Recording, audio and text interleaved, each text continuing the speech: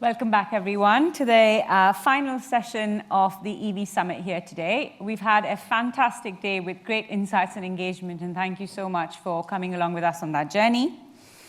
It's a pleasure to introduce our next panel, the Web Fleet panel, that we will be exploring the route to electrifying fleets. And very many thanks to Web Fleet, our new EV Summit partner panel, for sponsoring. We warmly welcome you. Together, we'll be exploring the role of drivers, data, and strategic partnerships in the electrification of fleets. Joining us on this panel is Taco, the EV Program Director for Bridgestone Mobility Solutions, Hotzer, the team manager at Riverford Organic Farms, Mike, Managing Director of Vitol EV, and Tim, the Managing Director at Campbell's EV Consultancy.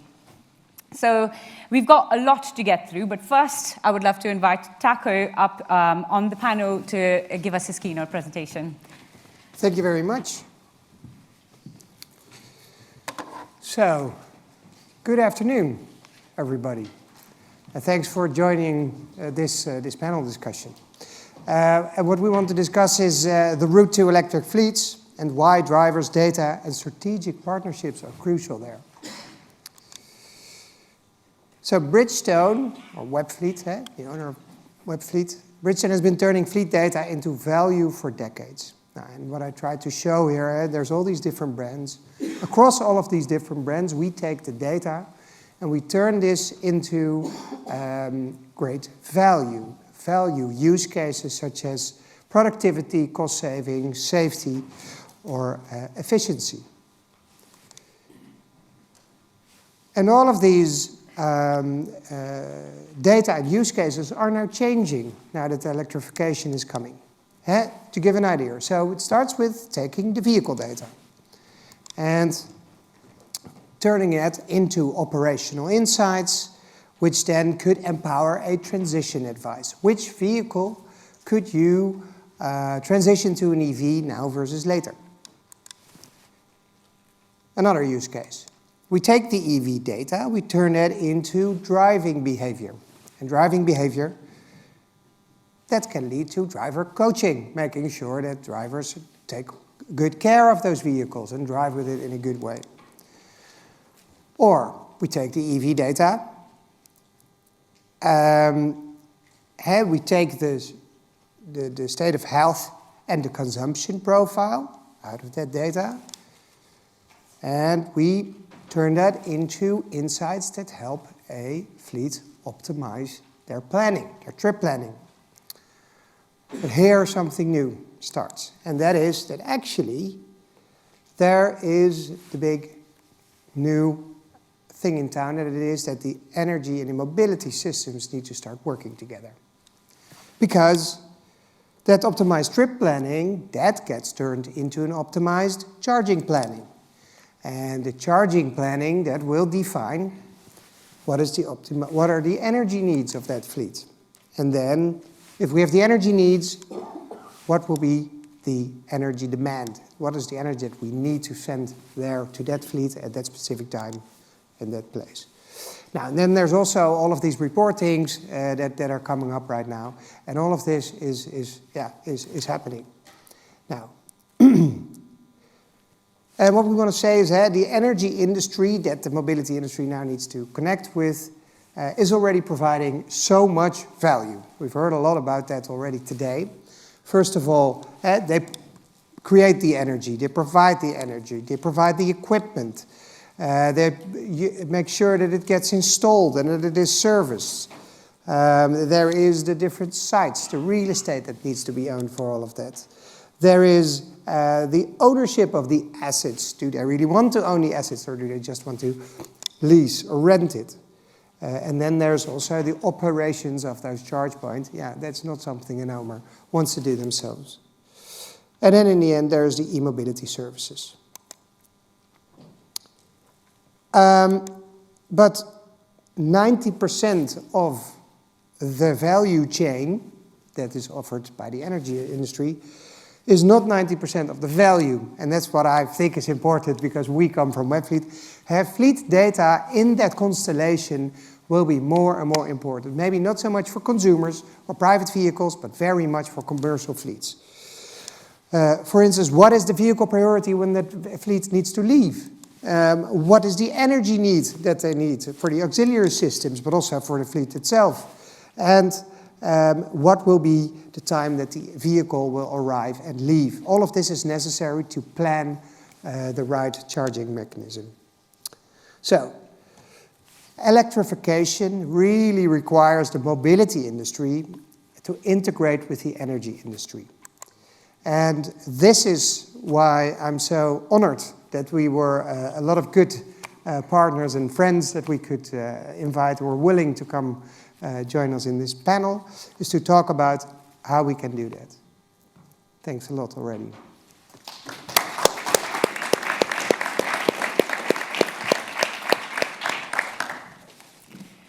Thank you for that, Taco. And absolutely, sector convergence is a massive theme, isn't it, whenever we talk about e-mobility, 100%. Would love to explore that first, but I'm going to start my first question with Hotze. Riverford Organic Farms is 25 electric vans? So my hub is 25 vehicles. Right. Over the whole company, it's 270. Exactly. So love to understand what's your experience been in your fleet electrification journey, the good, the bad, the ugly. Yep. So we've done everything backwards. Riverford's 270 vehicles, or fleet vehicles. We're aiming for 100% EVs by 2025. We're currently at 30%. My hub is 25 EVs, and we're 100% now. So the good, we worked quite quickly out what the parameters were for the EV vans. So I think that was really important. We did that really well. So we worked out what the range limitations were. We used OptiDrive scores to work out which drivers were most capable with the EVs to see what the vans were capable of. We also used the OptiDrive scores to find out which were the worst drivers and put them in the EV vans so we could find out all the problems that they would bring up. So that meant that we kind of had a really good expectation of what's the worst, what's the best. Somewhere in the middle is where you're going to get your normal van usage. So OptiDrive was fantastic for that. We then adapted a lot of our routes and the way the drivers work. So a lot of the drivers used to take vans back home. It required us to have all the vans back at the hub. So Riverford has moved from having vans going back home, and we didn't want to rely on the network for charging. We want to have charging done at the hub where it's cheapest. In the future, that allows us to go to possible self-generation, so things like solar panels, again, reducing our costs. So that ambition to go all EV has been really good, and I think we've done that really well. The things we didn't do well, we didn't plan for the power of the charging pretty much at all. We assumed that we would have enough power going into our sites to put all the chargers through and charge up all our vans. What that led us to is one morning coming in and half of our vans not being charged. So we then had to basically go back to having 50% of 12 vehicles, 12 vans that we'd bought. We'd bought brand new EV vans, were just sat on the side for 6 months while we waited for the DNO to come out and upgrade our power supply.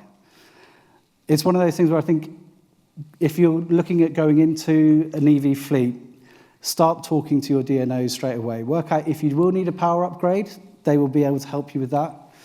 And if you do need a power upgrade, start booking that stuff in. You don't get to choose the date for that. That is something that they come to you and tell you when they're going to put it in. Once you have enough power on a site, then you can put in all the charges you want and all the EVs that you'll need. But that bit is out of your control. The things that you can do whilst you're waiting for that to happen are the driver training. You can adapt everything for an EV fleet. So I would also recommend doing that. So making sure that the drivers are aware that there might be you might have to go through a consultation stage with them. Bring them in, changing their work pattern so that they're driving into work, leaving the vans at the hub charging. Adapting your routes. So if your EV van, we found with the e-Transit, the route, they can do about 130 miles. Don't expect the driver to go out and do 160 without charging. You'll immediately come across a problem. They probably won't want to do that. So work within the parameter of what the vehicle can do. And then the transition for the drivers will be a lot smoother. And we found that by doing that, we had a lot less people leave. And actually, once they get used to the EVs, they all prefer using the EVs because they are being used within their own parameters. We're not expecting them to do too much. Brilliant. Really helpful. Thank you. Tim, I'm going to come to you next, and I'd love to understand what kind of your perspectives are. Kind of you're obviously kind of in the Logistics UK sort of network. Would love to hear kind of your perspectives on what are some of those fleets thinking about when they're thinking about electrification? What are the conversations that you're having with those kind of operators? I think, first of all, trucks is where the fun is, straight away. Cars are boring. So if you want to do commercials, because you've got, as somebody said earlier, 600 kilowatt hour batteries, 540 kilowatt. I mean, for instance, if you look at the Volvo, that's got 6 90 kilowatt hour batteries, each of them weighing half a ton each. 3 tons of batteries, probably twice the weight of a car. But we've got things like legislation. We can't just go and drive for 10 hours or 15 hours. We've got like tachograph, working time directive. We can only do so many miles with 56 miles an hour on the heavy truck side of it. So we've got, and also we've got things like plated weights. So for instance, you know, for cars, it's already designed. Cars are down with 5 people or 6 people. They put some things and then the axles are loaded. For us, on trucks, we can actually end up putting 10 tons on one axle or the other. And that makes a massive difference on batteries, because if you've got a 3-ton battery or a 3.5-ton battery, where you put it for modular design makes a hell of a difference to the axle loadings. And also, we throw in hydrogen. People are saying, you know, where's this split? For trucks, you know, some people are saying hydrogen's the way to go, some people are going electric. So what happens is people say, I don't think I'll wait until something's decided. And unfortunately, if you put your head in the ground, you're going to get run over. So mainly to a lot of people, I'm saying, okay then, yeah, it happens. So it's just the way it goes. So what I did to a lot of the customers, obviously I was approached 4 or 5 years ago. National Grid worked out the fact that fleet vans and heavy trucks was where the problems are going to be. I worked for them 10 days a month for a year, looking at our strategy on the ventures side, National Grid Ventures, looking at the strategy up to 2040 in terms of where the hits were going to be, how the energy is going to be. And the good thing, I think, really and truly, what I'm really impressed with our industry, as a sort of the truck industry, we realise this is really all of us together. So we've got people like, and this is where the operators have got to work out, the fact we've got Daimler, we've got Volvo Group, which is Volvo and Renault, and we've got Traton, which is Scania and MAN. They're actually putting $500 million in and saying, okay, we'll build our own infrastructure because we're going to work together. We hate each other, but we're actually going to work together and actually put 1,700 high-powered chargers. We're talking about megawatt chargers. We're talking 0.5 megawatt to 3 megawatts. These are going to be water-cooled. It's a different world completely. So, and they've said, okay, then we realise that the fact that if we don't get an infrastructure in, none of us win. So instead of all trying to do it one by one, let's get it. And there's a big message I try to put to logistics companies. They're saying, okay, then, if you're on an industrial estate, if you want to take a DNA upgrade one by one, and you spend $500 million, because don't forget, you're talking 620, you're talking 100 of these trucks, it's a small village.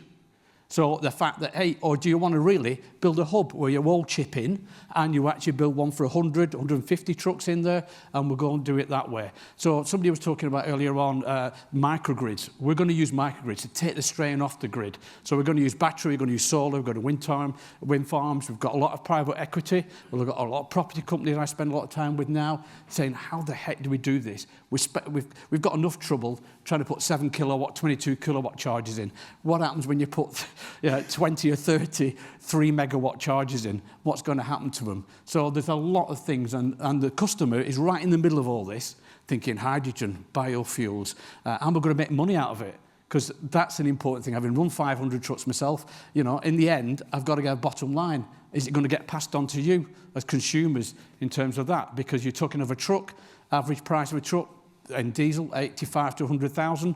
An electric truck, you're talking 250 to 350,000. You're talking about a fuel cell, you're talking 500 to 650,000. That's one. How do you square that? And this is why you get a lot of private equity coming in saying, hey, we'll build it all for you, and we'll spend over 10 or 15 years, you pay so much a kilowatt hour, and we'll take that thing. So there's a lot going on in the logistics industry to make sure that everything that you see here is brought by a truck. definitely. And we're in the middle of it all. So it's quite an interesting conversation, I'll tell you. So yeah, good fun. Loved it. And I think you highlighted there the strength of the strategic partnerships as well, just as Hotza was talking about, that energy aspect, right? Telematics plays a massive role in this area in terms of that, and even more. And the telematics for diesel is going to be different than telematics from electric as well, and they're working on that. You know, in a lot of cases, you know, you've got power settings, you've got regen settings, and when you've done the training, when they're out on the road, are they doing what you told them to do? Because again, those are sort of things that we're going to be looking. So it's really, as I say, a lot of people, we're doing 120 months what we did in 120 years. And it really is a massive change in that. But hey.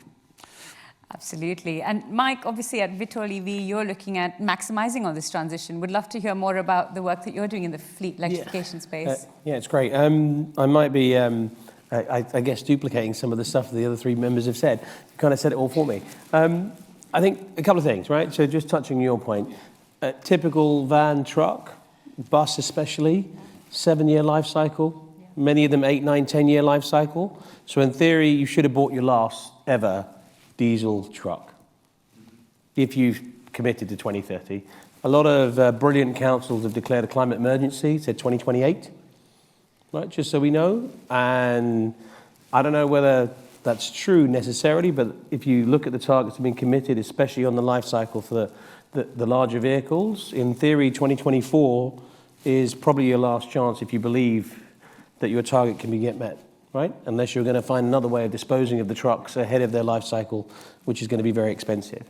What VEV does, VEV, really punchy name actually, Vitol EV, but we're an energy company that does a turnkey solution. So the data that Taco provides us together with customers, and I'm thinking, Hotza, I wish I'd met you a couple of years back, right? But essentially, we help these large fleets decarbonize. We go from left to right. So the first thing I'd be saying to Hotza if he'd come to me or I'd come to him 2-3 years ago is I'd say first thing we do is a readiness assessment. Then we do a decent feasibility study, which is a simulation based on the data that you've talked about, Taco, that you create about what can or can't. We look at the grid upgrade, the timing. We look at the cost structure, the analysis versus your today diesel versus your tomorrow, recognizing your ROI. We then look at other things like solar and battery and microgrid solutions in order to help offset that power connection. And then we put a plan together. And then we say, we walk you from here to here over the next 7 years in order to get from where you are today, depending on how ambitious and aggressive you want to be. Why do we do this? Well, as an energy company, as Taco said, there's a lot of value for us, right? Today, energy is, you know, if you think about a normal diesel vehicle, depending on the miles you do, it might be 25%, 30% of the cost per mile or the cost per kilometer. But if you look at how energy prices are going for electricity and electrons over time, and you look at the things that we need to do, you're probably talking 60, 70% of the cost per kilometer or the cost per mile, if you do a decent amount of miles, especially if you're doing trucks, right, is going to be energy. So the ability to maximize your energy generation on site, the ability to get the price structure for the energy at the right level, the ability to make sure the telematics doesn't make you overspend on the CapEx provision you put down at your site. Yeah, don't overspend on the cost per mile for your driver. Absolutely key. And data, Taco is right. It's right at the heart of it. Right? The other bit I think is, you know, you touched on it about private equity, Tim, right? This is trillions of dollars, guys. This is not a small change, right? I was saying the figures of trucks I'm buying are 450,000 actually, so that's for an EV truck, let alone, and I'm sure Daimler and Volvo promised me they'll get them down to 350, but I haven't seen it yet. But you know, fundamentally, there's a lot of money going in, and there's a lot of money that needs to go in, and our plan as VEV is to help you do that. And I don't see this as a zero-sum game, guys, right? Yeah, because of the volume of what needs to be done. It's not a small thing, it's a gargantuan thing, right? And if we all, I'm assuming that you guys are here, so you're believers in it, right? We need more believers, to be honest, because you have only one cycle left, yeah? And that's it. And you need to start now. And you talk about grid capacity, that was one point you raised there, Hotza. There is a massive grid constraint coming. And the people who secure their power now are going to win. And the shippers, you know, the likes of Nike, DHL, etc. Sorry, DHL and others they're being asked as part of the tender process for their vans and their trucks, you know, the big supermarkets, what is your glide path to hit your CO2 reduction, right? And I think there's a risk that many fleets have not, they're just waiting, but actually there is not much time left to wait. Really interesting perspective, Mike, and definitely resonate with a lot of those thoughts about the burning platform as it is and as we see it. Analysis that Bain & Company has done has indicated that TCO has been achieved in key markets like UK and Germany already. Even with increasing vehicle prices and increasing electricity prices, we still see many use cases in fleets where TCO can be achieved 100% between diesel and electric. So Taco, I'd love to talk to you about what are some of the key challenges that you're seeing in preventing fleets from electrifying? So I think we've already heard it all. There are some fleets, there's some fleets that start because they think we need to electrify, so they buy a few EVs. And then the fleet manager that has bought these EVs will talk to the facility manager or infrastructure investment manager. Hey, I need some chargers to charge my vans. Okay, fine, he buys. Ooh, that will take a bit of a lead time, it will take a bit longer, so you know what, I'll call someone that has some chargers. They put in the chargers in 4 or 5 different spots at their depots, and in the end what happens is they have 5 different back-end systems from charge point operators operating. And if they want to optimize their operations, which is changing along with the whole electrification, that's what they're then learning, it all becomes a bit messy. Now, and the first thing I think is important to do is make sure that there's a bit more planning going on. Now, the planning requires data. Now, of course, there's the data there from vehicles, but you also need to have the insights of that data. What is the new operation going to look like? And the new operation, that lies really the basis for that planning. In order then for customers or fleets to be able to come over those disadvantages or those challenges, is to also get into contact with the right people. And that is why we also believe it's really important to work together with partners. And yes, there is indeed that it's not a zero-sum game. Actually, we should all we have one enemy, and that's climate change, right? So this is what we should be fighting together. And this is also how we look at that. Let's educate, let's make sure that everybody comes together as soon as possible to make those changes. And let's also make sure that we build that ecosystem. Now, and of course, we've heard a few things, right? There's the operations, there's how the driver drives, what is the planning of the fleet. All of that is also systems. Now, luckily, Webfleet is already integrated with all of the systems that play a big role in mobility land. But now what we want to make sure that that is also easy to talk to by the energy side, all the systems on the energy side. It might not be computers talking, but it could even just be processes talking to each other. So, hey, you need to be able to get your grid connection fixed, or you need to be able to already order chargers over there. That's just processes, not systems. And these are the things we're doing to try and help out. Absolutely. And just reflecting on what the panelists talked about, we're clearly hearing that there is a complexity in this transition, right? It's not a straightforward transition. There are lots of moving parts, lots of external bits that you can't necessarily control as a fleet operator. And then you're kind of sitting there and saying, it's quite big and scary. But Hotsa, I'd love to be able to understand from you, what did you see as the value that you've driven out of fleet electrification? Because the best way to spur someone from something that feels big, complex, and scary is to say, well, there's money to be had. Yeah, wow.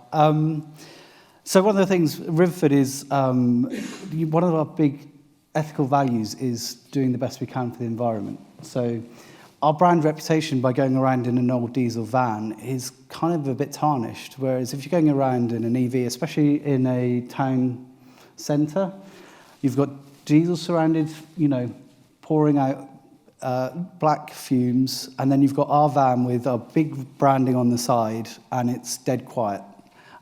It just looks good for your brand, no matter where you are. There's everything about an EV is nice and quiet. It looks new. It's you know it's better for the environment. So brand reputation is huge.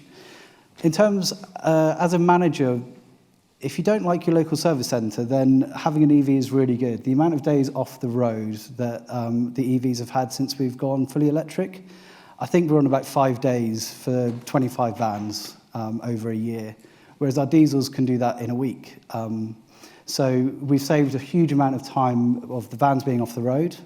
Services take about 25 minutes. They are done in the hub, so we don't have to take the van off the road for a service. Repair bills have been absolutely tiny in comparison to the diesels we're running. I would say the drivers mostly prefer them, so almost any opportunity they have, we have some of our relief drivers who come in from different areas. They'll come down in a diesel van and they will ask to use an EV. So once they've got used to them, driven them once, they generally just want to be using an EV. They're quieter, they're easier to drive, and they usually, they're a lot more full of all the toys and stuff. So I know that sounds a little bit throwaway, but for the drivers, when you have all these things like automatic cruise control, you have full 360 cameras, it just makes their day a little bit less stressful. So we have less damages because of it. And our OptiDrive shows that all the drivers are driving to a higher standard in the EVs than they are the diesels. We had a nice bit, as I said earlier, where we had 50-50 split. All the drivers that were using diesels were 1.5 points or more below the EV standard. And as soon as we moved everyone over, there was a literal jump by a point across the whole 25 drivers in our hub. They all went up a point because they're just easier to drive in a nice, slow, considered manner. Amazing. So I heard brand and reputation, I heard reliability, and I heard driver satisfaction. That's brilliant. I'm going to open up to the audience for a question in a second, so please have a think. I'm going to ask my final question, I'm going to come back to the audience. Mike and Tim, I'd love quick perspectives on how you're seeing this going globally. So what's happening outside of the UK on the EV fleet transition? I think, first of all, globally, on the truck side, we've got people like Germany who are paying road tolls that are making sure the fact that an electric vehicle is charged less. I think Germany, I was in Germany a couple of weeks back, 25%, no matter what happens, it's zero at the moment, 25%, they guarantee the fact that we always only be 25% whatever the diesel prices would be.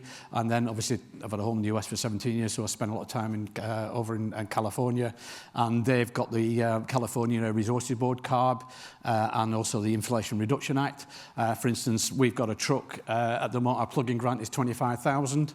I put a post on LinkedIn that showed the fact that they were advertising a plug-in grant of 273,000, $250,000. Slightly different. So basically what they're saying is, whatever the difference is between a diesel and an electric, we'll subsidise the difference in terms of that. So you've got some really different players. And one other thing I would say is, the biggest thing then is the infrastructure at the property.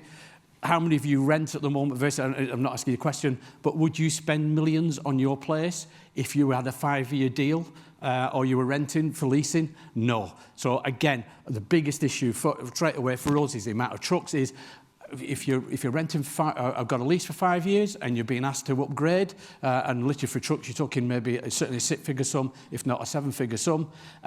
This is going to change the way properties work as well. You've got to at least go for a 10-year with a 5-year break clause, but that's or you own your own properties. So again, this is having an effect on the property market, and the same in California, no matter what it is. Short and sweet. There you go. How's that? It's brilliant. Thank you, Tim. I think, I don't want to say about laggards, but if you take, for example, Norway or China, yeah, you can just see what's happening, guys. I think it's mainly on B2C, but China, by the way, you can't get in a bus that's not electric in China in any of the cities. Yeah, you can't get in a taxi in Shenzhen that's not electric. You can't get into a ride-hail vehicle that's not electric, right? So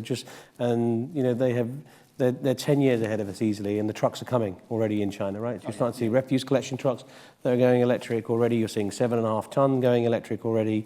You're seeing 18 ton going electric already. So, whilst we're in love with ourselves as the Westerners, there is a real proof point outside that shows there's a country out there that has led the way here through grants and other things, right? But they're no longer subsidised. And great to hear Hertz, right? One of the things that I think I impress upon the fleets I talk to, guys, is this is not about a massive incremental cost if you do it right. This is about a better experience, a lower cost, and a winning business, right? And that has not yet started to land. But Hutch's CEO is happy with this, right? The drive is positive. It's going to make him have a competitive or have a competitive advantage versus what they have today. And the guys who are doing it are laughing, right? Because they didn't realize that it was possible. So I would say globally, you can see examples of that, right? No one thinks twice about the fact that the vehicle that they're about to buy should be an electric truck or electric vehicle. They don't think twice about it in a fleet context anymore. Love that, competitive advantage. Brilliant. Great, we have a question there. If you could hand over a mic, please. Thank you. Your name would be great before your question, please. Thank you. Pete Sudbury, Deputy Leader of Oxfordshire County Council. I'm not in fleet, but one of the interesting things about EVs is because there are fewer moving parts and there's bits you can lift in and out, you might expect them to last a lot longer, and you're talking about an 8 to 10 year timeline for a truck. Do you expect that to be able to stretch? Because if you're going to spend 6 figures, it's not half nice if you can go up to 12 or 15 years with it. Absolutely. So we run 500 and, I can't remember exactly, electric buses in Colombia, believe it or not, and trying to put a project together which has 214 buses in an African country, which I can't talk about just yet. But the cycle for those buses is 15.5 years. We have one battery swap in year 7.5, and the buses are commissioned to do 500,000 kilometres. They operate from 5 a.m. to 11 p.m. every day, and they've been running for 3 years. I'd like to see the business case on that. Any more questions? Yeah, no, yeah. There's one up there, please. Hey, Ben Hagen. Question probably best for Tim. So as it relates specifically to rapid charging for heavy vehicles, what are the pain points, or to put it another way, what are the kind of capabilities that you'd like to see around the hardware? So it could be anything from, ability to scale to megawatt charging, energy integration, to the more mundane stuff like reliability, cost, etc. It's obviously the cost of the DC chargers, and megawatt charge is going to be phenomenal. I think we can do a lot with the heat that's passed off because they're going to be water cooled. We're also looking at bi-directional charging. Hey, you've got 40 or 50 trucks with 620 kilowatt hour batteries. We've got to become a grid within a grid, a microgrid, whatever you want to call it, smart grid, so that we're going to start changing the energy across there, so peak shaving, things like that. So I think that's what, for a DC charger to be able to do that, obviously ISO 15118 and OCP 2.1, we've got to be able to enlarge that and saying, hey, this is a grid in itself, and we're going to use the energy to maybe do the air conditioning, do the lights, and do that. So I think that's what we've got, because 620 is the equivalent of probably 10 cars. If you get 30, 40, 50, 100 of these together, then there's a heck of a lot we can do with the energy, with battery, with solar, with wind turbines. So again, those are sort of things that I want to see. So I really want to see bi-directional properly taking off. We play with it, and I don't see V2X, I don't mean V2G or V2L, I mean V2X, V to everything, so that we can use it and whiz it around, and that's where my thing. Time will sort all this out, but at the moment we're at the beginning. We're what I call the messy middle. We know where we are, we know where we need to be, we've just got to do this little bit in the middle, and it's going to take a bit of a while. But yeah, we've got some, so yeah, does that answer your question? Too long, Tim, right? No, hopefully not. Oh, no. Yeah, exactly, that's it. I haven't got that long. Brilliant. Thank you so much to the panel for those incredible insights. Fleet electrification clearly seems like some great value to be added to your businesses if you start to consider it. And indeed, the value that data and strategic partnerships can bring to that transition is pretty clear. So thank you so much for those insights. It's been brilliant. Yep, thank you.